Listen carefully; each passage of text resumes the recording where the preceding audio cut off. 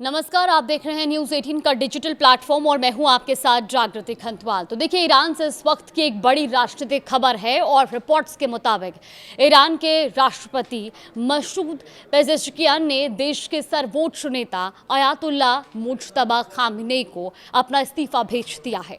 Iran international की report में ये दावा किया गया कि राष्ट्रपति पेजेश्कियान ने अपने इस्तीफे में लिखा है कि देश की सत्ता पर पूरी तरह इस्लामिक रेवोल्यूशनरी गार्ड कॉर्प्स यानी कि IRGC के कमांडरों का नियंत्रण हो गया है।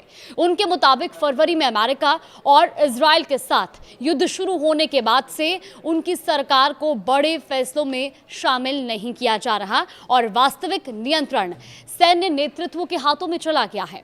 हालांकि इस रिपोर्ट को ईरानी राष्ट्रपति कार्यालय ने पूरी तरह से खारिज कर दिया है और राष्ट्रपति कार्यालय में संचार और सूचना प्रसार विभाग के deputy chief Seyed Mehdi Tabatabaei ने सोशल मीडिया प्लेटफॉर्म एक्स पर पोस्ट करते हुए कहा कि राष्ट्रपति पेजेश्कियान जनता की सेवा से पीछे नहीं हटेंगे। उन्होंने इन खबरों को महज अफवाह बताया और कहा कि जिस तरह ईरानी जनता एकता और प्रतिरोध के रास्ते से पीछे नहीं हटेगी, उसी तरह राष्ट्रपति भी लोगों की सेवा जारी रखेंगे। अब आपको बताते हैं कि पिछले 24 घंटे के 5 सबसे बड़े अपडेट अब तक क्या रही हैं। देखिए, पहला अपडेट तो यह है कि दक्षिणी लेबनान से इजरायली सेना ने 900 साल पुराने ऐतिहासिक ब्यूरो फोर्ट किले और उसके आसपास की पहाड़ियों पर कब्जा कर लिया है।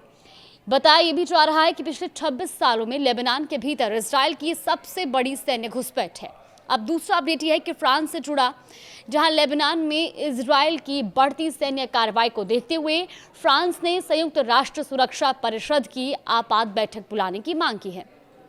तीसरा बड़ा अपडेट यह है कि अमेरिका से जो जानकारी सामने आ रही है, अमेरिकी राष्ट्रपति डोनाल्ड ट्रंप ने कहा है कि अमेरिका ने ईरानी सेना के खिलाफ उतनी सख्त कार्रवाई नहीं की जितनी वो अतीत में दूसरे देशों की सेनाओं के खिलाफ करता रहा है। और चौथा बड़ा अपडेट है ईरान की ओर से, जहां ईरान ने साफ कहा कि जब तक उसे ये भरोसा नहीं हो जाता कि उसके अधिकार पूरी तरह सुरक्षित हैं, तब तक अमेरिका के साथ किसी भी समझौते को मंजूरी नहीं दी जाएगी। और पांचवा सबसे बड़ा अपडेट है समुद्री मोर्चे से, अमेरिका ने ईरान की ओर से जा रहे एक और मालवाहक जहाज को रोक दिया है। जानकारी के अनुसार 17 अप्रैल से अब तक अमेरिका 6 जहाजों को ईरान जाने से रोक चुका है। और इस बीच लेबनान में युद्ध विराम को लेकर भी महत्वपूर्ण गतिविधियां देखने को मिल रही हैं। लेबनान के राष्ट्रपति जोसेफ आउन ने अमेरिका के प्रस्ताव को आगे बढ़ाने और संसद स्पीकर नबीह बेरी की सहमति लेने की कोशिश की है। नबीह बेरी को हिजबुल्लाह का करीबी माना जाता है और अल जजीरा की रिपोर्ट के अनुसार एक अमेरिकी अधिकारी के हवाले से ये बताया गया कि नबी बेरी ने यह भी कहा है कि वो युद्ध विराम को लेकर हिजबुल्लाह की प्रतिबद्धता की गारंटी दे सकते हैं, लेकिन इसके लिए उनकी एक शर्त है, इजराइल को सबसे पहले गोलीबारी बंद करनी होगी। तनाव कम करने के लिए अमेरिका एक नए प्रस्ताव को भी सामने रख रहा है और इस प्रस्ताव के तहत अमेरिकी विदेश मंत्री मार्को रूबियो ने लेबनान के राष्ट्रपति जोसेफ आउन और इजराइल के प्रधानमंत्री बेंजामिन नेतन्याहू से अलग अलग बातचीत की है। अब अमेरिकी रोड मैप के मुताबिक हिजबुल्लाह इजराइल पर अपने सभी हमले रोकेगा और बदले में इजराइल बेरूत में अपनी सैन्य कार्रवाई को आगे नहीं बढ़ाएगा। अमेरिका का कहना है कि इस प्रस्ताव का उद्देश्य धीरे धीरे तनाव कम करना और अंततः संघर्ष को पूरी तरह समाप्त करने की दिशा में माहौल तैयार करना रहेगा। हालांकि अमेरिकी अधिकारी ने मौजूदा संघर्ष के लिए सीधे हिजबुल्लाह को जिम्मेदार ठहराया। उनका यह भी आरोप है कि संगठन लेबनान के हितों की बजाय तेहरान के निर्देशों पर काम कर रहा है। उधर ईरान की सैन्य तैयारियों को लेकर भी एक अहम रिपोर्ट सामने आई है। दरअसल CNN की सैटेलाइट तस्वीरों के आधार पर यह दावा किया गया कि ईरान ने अपने भूमिगत मिसाइल ठिकानों तक पहुंचने वाले 50 सुरंग मार्गों को दोबारा खोल दिया है।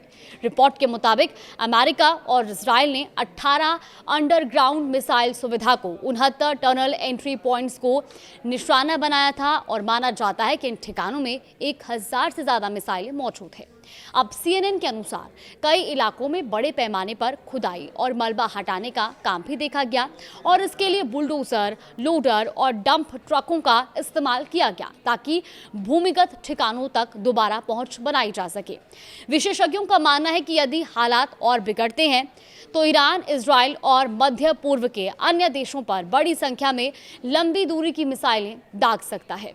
अब इस बीच अमेरिकी राष्ट्रपति डोनाल्ड ट्रंप ने ईरान के साथ प्रस्तावित समझौते को लेकर भी बयान दिया और उन्होंने कहा कि इस समझौते में परमाणु मुद्दों का स्पष्ट और विस्तृत उल्लेख किया गया है।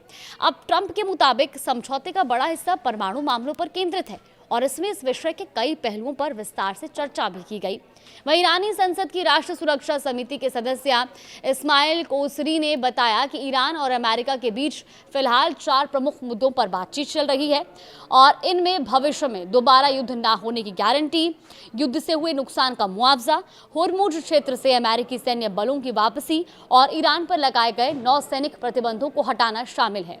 और कोसरी ने यह भी दावा किया कि दुनिया के कई देशों ने होर्मुज पर ईरान के नियंत्रण को स्वीकार कर लिया है। हालांकि उन्होंने ये भी कहा कि युद्ध समाप्त करने को लेकर अमेरिका से किसी ठोस नतीजे की उम्मीद नहीं है। इसके साथ ही कोसरी ने यह भी दावा किया कि परमाणु कार्यक्रम का मुद्दा अब अमेरिका और ईरान के बीच चल रही बातचीत के एजेंडे से हटा दिया गया है। तो फिलहाल मध्य पूर्व में हालात बेहद संवेदनशील बने हुए हैं। एक तरफ राजनीतिक घटनाक्रम तेजी से बदल रहे हैं तो दूसरी तरफ सैन्य गतिविधियां और कूटनीतिक प्रयास समांतर रूप से जारी हैं। अब आने वाले दिनों में इन घटनाओं का असर पूरे क्षेत्र की सुरक्षा और स्थिरता पर पड़ सकता है।